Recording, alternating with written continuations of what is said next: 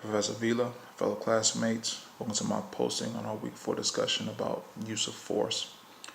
In this discussion, you asked us to research the internet about a recent incident where police use excessive force and be prepared to discuss it with the fellow classmates. Third, you said from the E activity, suggest 3 measures that are recommended by either protocol of the police department's use of force policies or police academy training that could have been taken to address the armed criminal. Third, you asked to select either a real life or fictional example of an ethical law enforcement officer. Next, identify 3 attributes of the law enforcement officer in question that make him or her a model of ethical behavior.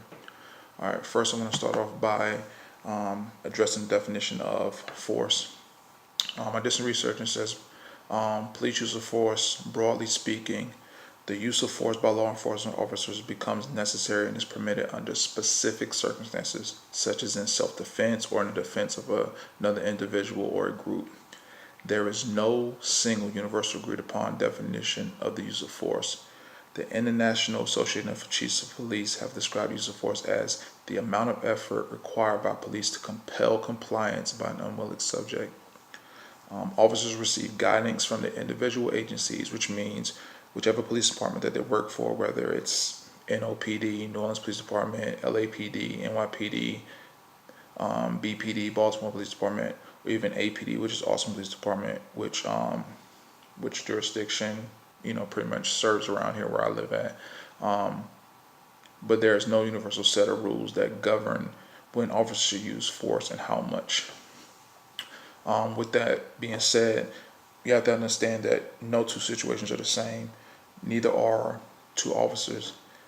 In a potential threatening situation, an officer will quickly tailor a response and apply force if necessary. Situational awareness is essential when officers are trained to judge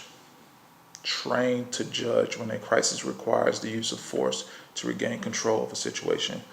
In most cases, time becomes the key variable in determining when an officer chooses to use force. Now, let's look at the definition of excessive force.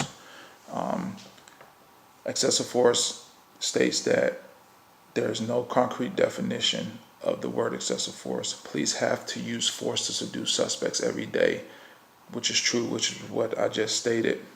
Now, there are reasonable levels of force as guessed by cops on the street, second guessed by police review boards, and sometimes tested in criminal civil lawsuits and criminal prosecutions on a case-by-case basis. Now, experts say that excessive force is force beyond what is necessary to arrest a suspect and to keep police bystanders safe. There are some moves like chokeholds and altogether barred in certain jurisdictions. Once again, just like force that is used to subdue subjects or criminals, excessive force as well also has a different meaning depending on certain jurisdictions. Now, a case that I want to talk about is an incident that happened back in 2014 in North Charleston, South Carolina, where a public safety officer, which is a police officer, Justin Gregory Craven, was charged with discharging a firearm in a vehicle while occupied. What happened was this case stems from a 68-year-old man by the name of Ernest Satterwhite. He was shot dead while sitting in his driveway after a police chase. The affidavit says police had tried to pull Mr. Satterfield over on suspicion that he was driving under the influence, which means he was driving drunk. They say once he was pulled over, Craven was shot in the vehicle after reporting that Satterwhite had grabbed his gun during a confrontation, and Mr. Satterwhite was pronounced dead at a nearby hospital. Now, in the lawsuit filed by his family, they vehemently denied that he ever tried to grab the officer's weapon, and that the grand jury indicted Craven on a misdemeanor charge of misconduct in office. Pretty much, what I've come to realize is that a lot of officers in this day and age, I think that they don't really have a full understanding of what it means to be a police officer, to serve and protect, as most patrol cars that you see or any police unit that they ride around in or that you see has posted on their vehicle says to protect and serve. I think that they have lost, or they don't really understand the true meaning of protect and serve. Me having a military background, when you get sworn in and you raise your hand to defend your country against all enemies, foreign and domestic, that means something more so than just putting on your uniform. That means that every single day that you get up, you know that your life is at risk for the benefit and for the safety of the people of your country, the people of your community, the people of the town that you live in. And I think the same goes for police officers. Now, I'm not a police officer. I never, rose my hand and, swore to defend the public against, criminals or anything like that. But I do believe that police officers should be held to the same standard. Now, at the same time, I think that officers, like I said, they don't fully have that understanding of what it really means. I think that, I'm not saying all, but most of them need to have that understanding that every day that you get up and you put on that badge and you put on that shield, that you're putting your life on the line.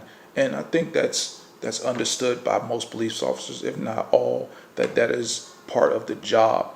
But to fully engulf what that really means, that means that, situations may arise to where, this may be the day that, you lose your life protecting, the citizens. Not just that, oh, I have to save my own life, so I'm gonna pull my gun or do whatever I need to do to, protect my own. Understanding that, yes, that is what is necessary, needed.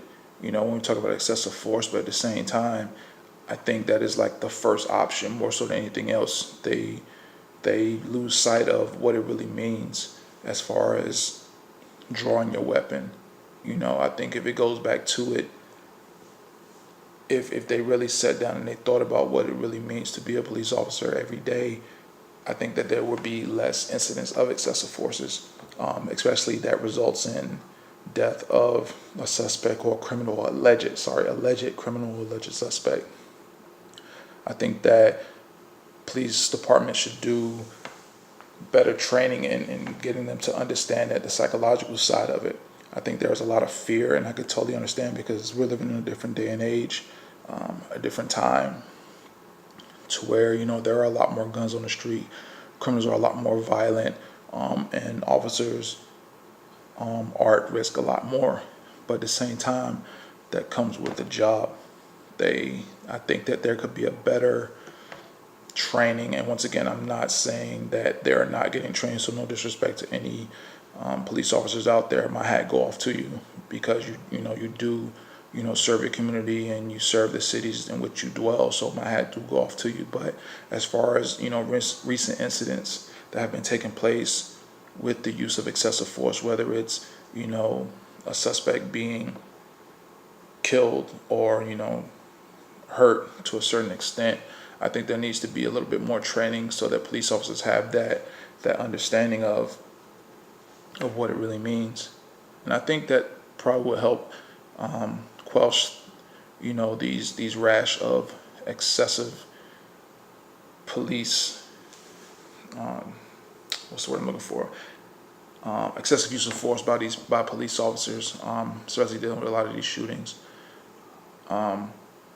Now, as far as like ethical, I can't really come up with any ideas as far as like an ethical police officer, but I think it goes back to, like I was saying, them being trained properly as far as the procedures and what they need to do and when to use the amount of force that is necessary to subdue a suspect. And once again, understanding, there is fear. You do put your life on the line every day, but like I said, I don't think every single time that is necessary to use excessive force.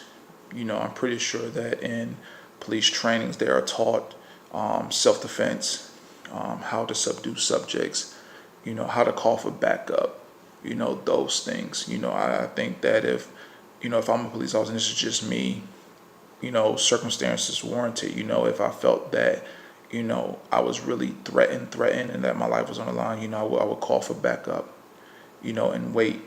And if, the situation didn't, I would use rationale to help try to resolve the situation. Now, if it leads to that, excessive force being needed, then so be it.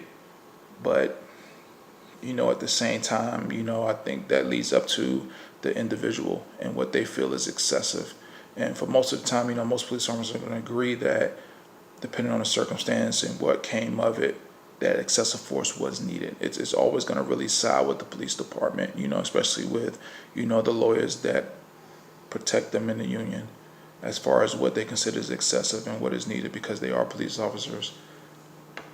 So, that's my theory or my feeling about the use of excessive force. And to make them a model police officer, I think people who see that, I think just any officer who puts their life on the line without the use of excessive force and they lose their life, I think those are the model police officers that serve our community.